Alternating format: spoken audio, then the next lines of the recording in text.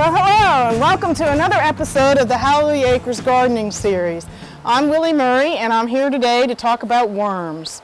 We've spent a lot of time discussing compost and different methods of doing that, and we've decided that we're going to start a little bit of a worm farm here. And so I've shipped in an order of worms, and we're going to talk a little bit about how to take care of those.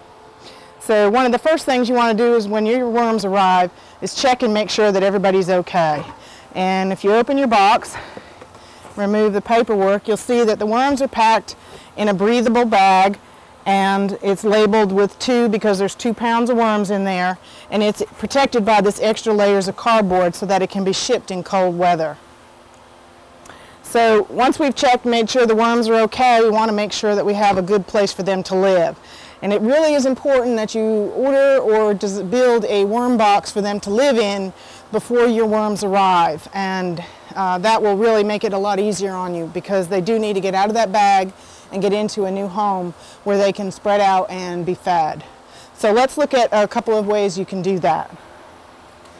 A homemade box that I've got here is simply a Rubbermaid tub, and I've taken and I've drilled holes across the top, and I've also drilled holes down the sides, and these all are very important for providing ventilation.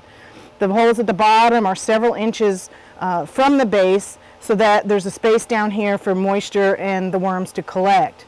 Now, if you're going to do this, keep them in this type of container long term, you may want to build several layers and get multiple tubs that you can stack by inserting one inside the other.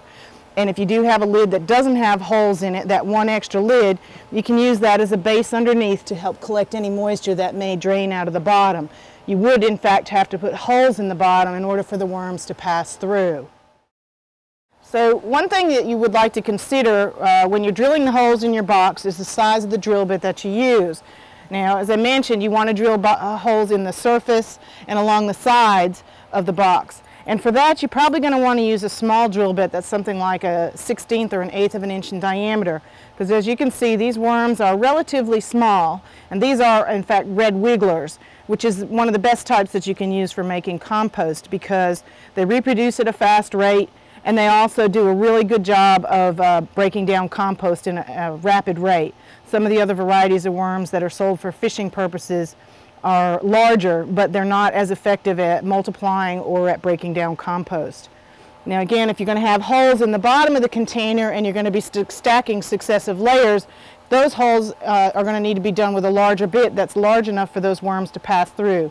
So you probably want to use something like a 1/4 of an inch diameter. So once you've got your box, the holes drilled in the appropriate places and the right sizes, then you're ready to add your bedding material. So one of the other things that you'll be doing while you're waiting for your worms to arrive is gathering materials that you can use for bedding. And one of the best things that you can use to start with is shredded papers. And that can be something that's from your office shredding machine, or you can tear up newspapers into smaller pieces or narrow strips. So any of those would be useful for you to add in there for bedding to mix with the packaging material that the worms come in, which is usually peat moss or the coconut coir.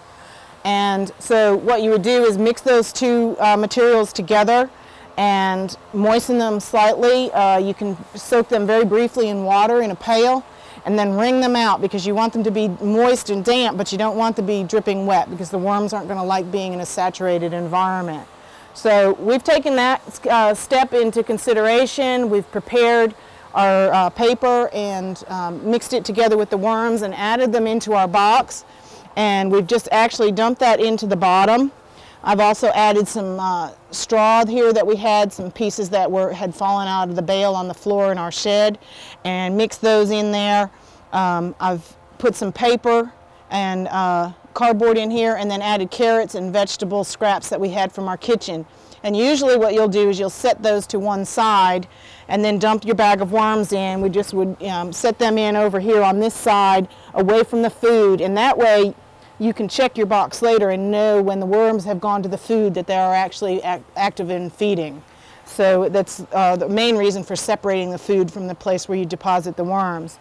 Once you've got them in place there, you can take a piece of cardboard or several thicknesses of newspaper that have been moistened and lay them on top And that gives the worms a nice, dark, secure place to live, and they're quite happy being underneath there. And periodically all you'd have to do is come back and check by lifting this up to see how your worms are doing. If you dig down through, I think I can show you here carefully that you can see that the worms are spread throughout the entire bedding, and they seem to be quite content. The bedding is moist, it sticks a little bit to my fingers, but it's not saturated. And that really seems to be a good environment for the worms right here. You will want to make note that if the bedding is too wet, you might find that the worms are climbing up the sides and trying to escape, or the same thing could occur if it's too dry. You'll also should notice that there's nothing but an earthy smell coming from this bin. If you have it too wet, you're more likely to have those offensive odors on it. So we're going to close these up and let these worms stay here in this environment, and we're going to take a look next time at a commercially manufactured bin that might have some features that are preferable for your home environment. So that's it for this episode, and we look forward to seeing you next time.